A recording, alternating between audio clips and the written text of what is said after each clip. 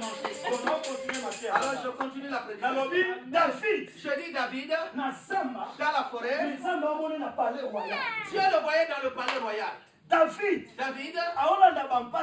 pendant qu'il était en train de suivre les prières, mais Dieu le voyait assis, que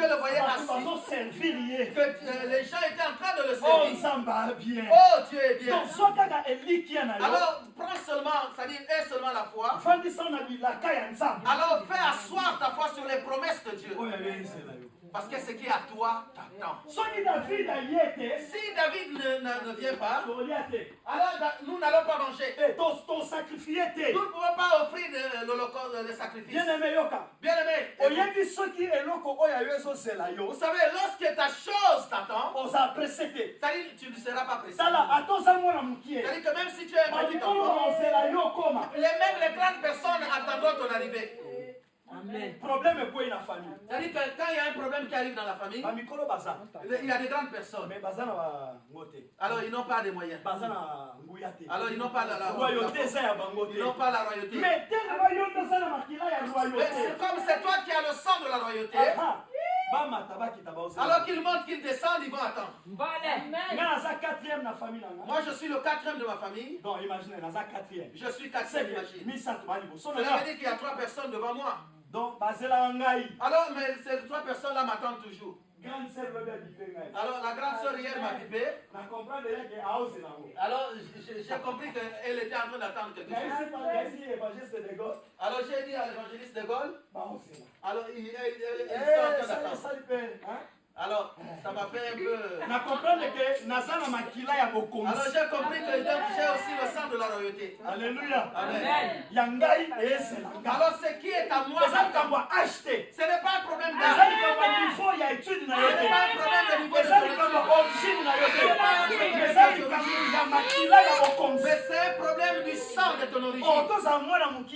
Tu peux être un petit enfant, mais tu as le sang de la royauté. C'est comme David. C'est comme David. C'est comme Joseph. C'était des enfants. C'était des enfants. Mais le sang de la royauté. Ce qui est à toi t'attend. Amen. Maman, tu ne crois pas?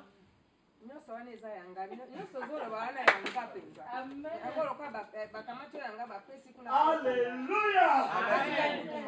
Alléluia. Amen. Bien-aimé. Bien-aimé. Écoute. Je lis la Bible. J'ai compris quelque chose.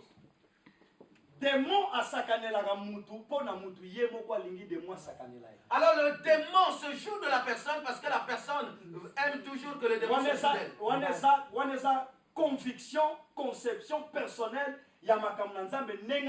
Ça c'est ma conception personnelle avec Dieu. Si tu donnes au démon le droit légal, non, si tu ne lui donnes pas le droit, il ne pourra rien faire. Alors c'est la même chose pour l'Esprit de Dieu. Si tu ne permets pas à l'Esprit de Dieu de faire quelque chose dans ta vie, il ne va rien faire. Mais si tu permets, alors tu vas voir les bontés de l'Éternel. Alors c'est conscient que la personne prenne conscience de son appel et la promesse que Dieu t'a donné. Est-ce que tu comprends? Est-ce que tu comprends? Je te répète encore ce qui à toi t'attend. La royauté t'attend. Est-ce que tu me suis? Puissance. Je dis la puissance. Autorité. L'autorité que Dieu a réservée pour toi t'attendre. Non, c'est seulement un seul problème. Voilà pourquoi c'est ce que je veux dire. Alors c'est quoi ce problème? Il faut avoir l'esprit de la conquête. Alors il faut avoir l'esprit de la conquête. Amen. Dada, écoute. Si dans ta vie tu n'as pas un esprit de conquête, alors nous pouvons t'imposer tous les jours les mains. Alors même si on t'impose aussi les pieds, mais ta vie ne pourra pas changer. C'est parce que tu as un esprit de conquête. Parce que tu n'as pas un esprit de conquête. Dis-moi, dis Amen. Amen. Oh, dis Amen puissant. Amen. Bien-aimé dans le Seigneur.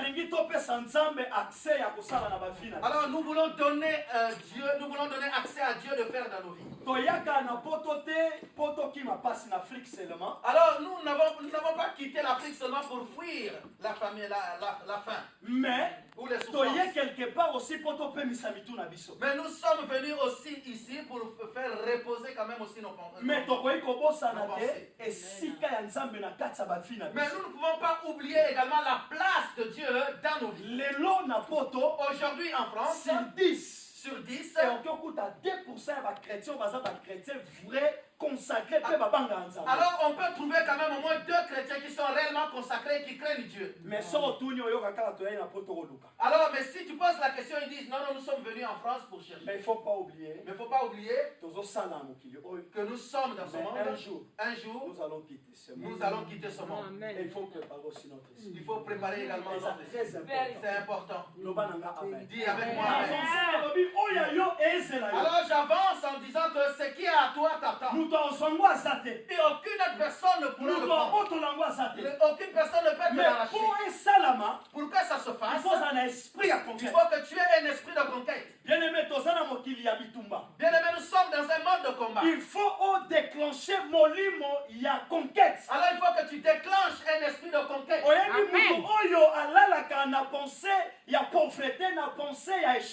Échec n'a pauvreté comme ma vie à toi. Alors vous savez, la personne qui dort avec la pensée de la pauvreté, la pensée de l'échec, l'échec et la pauvreté vont le revêtir.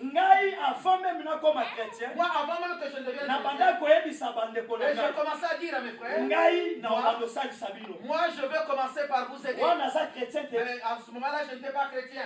Mais je disais à mes frères, je disais à ma mère, moi un jour je vais vous aider. Mais mes grands frères disaient, mais moi je disais, je veux vous aider. C'est un problème de mon sang. Parce que dans mon sang, il y a la royauté. Dans mon sang, si on fait le test d'ADN, je ne suis pas le fils de mon père. Je suis l'enfant de Dieu. Parce que le sang avait été versé pour que moi j'ai la vie. Et moi je crois à la puissance de ce sang. Moi je suis l'enfant de Dieu. J'ai le sang de la royauté. J'ai le sang de l'autorité. J'ai le sang de la richesse. J'ai le sang de la domination. Et je suis appelé à dominer sur les sorciers, sur la pauvreté, sur la maladie. Non, je ne suis pas appelé à collaborer avec la maladie. Mais je suis appelé à dominer sur la maladie. Mais pour que ça se fasse, il faut avoir l'esprit de la conquête. Il faut avoir l'esprit de la conquête. Moi, je ne crois pas à l'échec. Moi, je ne crois pas à l'échec. Moi, je crois aux difficultés. Les obstacles. Mais l'échec, je ne crois pas. Parce que Jésus a rencontré mais il n'a jamais passé aucun moment à l'échec. Et c'est la même chose pour toi. Cultive ce sentiment. Que tu rencontres un obstacle. Mais ce n'est pas un échec.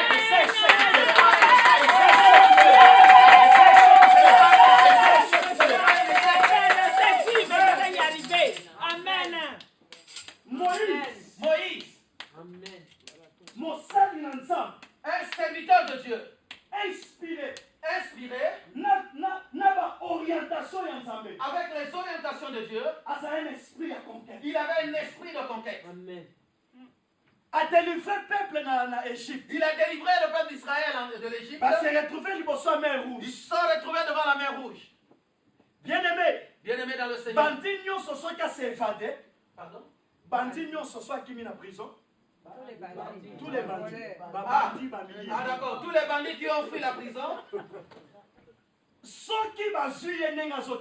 Alors si on devrait l'attraper comme il fuyait, si on le ramène en prison, ça veut dire que sa peine va se multiplier, va doubler. C'est comme ça, non? Alors, Moïse, avec le peuple d'Israël, alors, ils étaient devant un fait accompli, la mer Rouge. La mer Rouge. Nassima, derrière eux, l'armée de Pharaon. Donc, ceux qui vont progresser, alors s'ils devraient progresser, alors ils devraient se noyer tout de suite. S'ils se retournaient, on va les attraper, et ensuite leur peine va doubler. Et c'est un problème sérieux. Et c'est un problème mais difficile. Pour pas avancer, mais pour pouvoir avancer, comme on a destiné, et accéder à leur destinée, il fallait qu'ils aient un esprit de conquête. Alléluia. Amen. Écoutez, Dieu est mystique. Gédéon Gédéon n'arrivait jamais mener un seul combat. Mais Dieu l'a appelé vaillant héros. Oh, mais qu'est-ce qu'on appelle héros? C'est quelqu'un qui a combattu beaucoup de combats, qui a remporté des victoires. Mais Gédéon à sa place, quel combat il avait mené? À mon côté. Aucun combat. Mais à cette époque, Dieu l'appelait vaillant héros. C'est-à-dire, quand Dieu voyait les Gédéons, il voyait en Gédéon un esprit de conquête. Autorité. Il voyait l'autorité. Il voyait la puissance. Voilà pourquoi il avait va dit, avec la force que tu as. voilà pourquoi il avait dit, va avec la force que tu as. Voilà pour nous tous qui sommes là. C'est-à-dire que chacun de nous a une force que Dieu lui a donnée. C'est-à-dire que même si tu te réveilles avec une fatigue, tu as une force que Dieu t'a donnée. L'essentiel que tu dis, c'est la force devient vite. Moïse devant la mer rouge. Pharaon derrière. Alors on enlève le nom de Moïse. Et on met ton nom. Devant toi tes ennemis. Derrière tes ennemis. Devant toi les sorciers. Devant derrière la maladie, la pauvreté. Qu'est-ce que tu vas dire? Qu'est-ce que tu vas faire? Mais écoute Moïse. Moïse leur a regardé.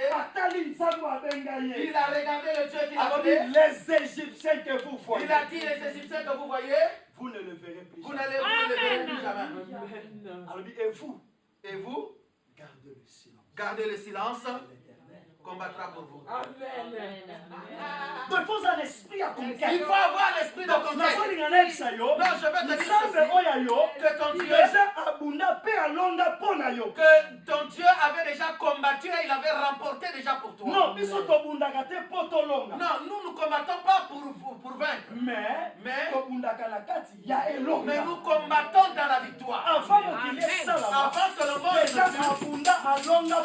il avait déjà combattu et remporté la victoire. Lorsque tu rencontres le problème aujourd'hui, c'est un obstacle. Mais comprendre qu'obstacle, alors l'obstacle c'est un escalier. Ils vont permettre qui va te permettre de surmonter les lots. Lorsque tu montes,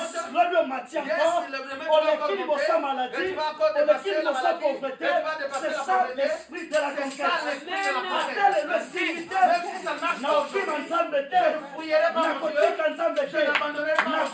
Je vais percer. Je vais continuer.